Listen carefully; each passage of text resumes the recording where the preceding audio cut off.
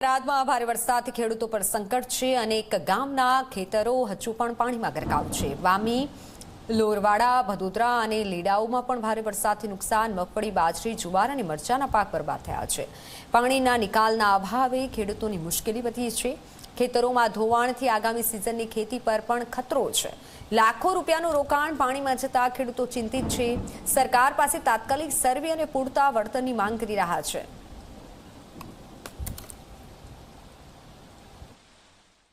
અમારી મગફળી 5 થી 6 બોટા જેવું ખેતર પાણીથી ભરાઈ ગયું છે. વત્તા પાણી કોઈ નીકળે એમથી કાઢા સામે છતાં નીકળતું નથી. 5-6 લાખ રૂપિયાની મગફળી મારી નિષ્ફળ જાય.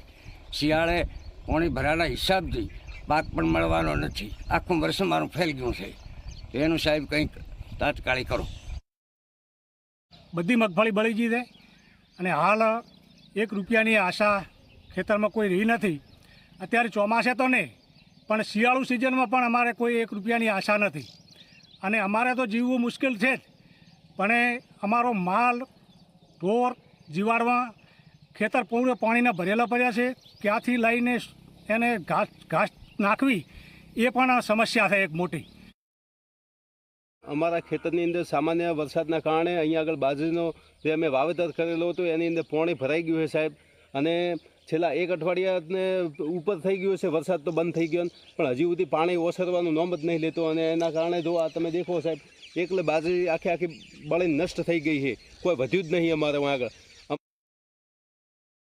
નુકસાન મગફળી લગભગ બળી ગઈ છે કોણ બધી 2 થી 3 લાખનું નુકસાન જેવું લાગે છે. કેટલી આશા હતી તમને અત્યારે? અત્યારે 3 થી 4 લાખની આવક જેવું હતું, પણ અત્યારે શિયાળે પણ નહીં થાય એવું લાગે છે. પાણી હજી પડ્યું છે, પાણી નિકાલ થાય એવું છે નહીં કોઈ.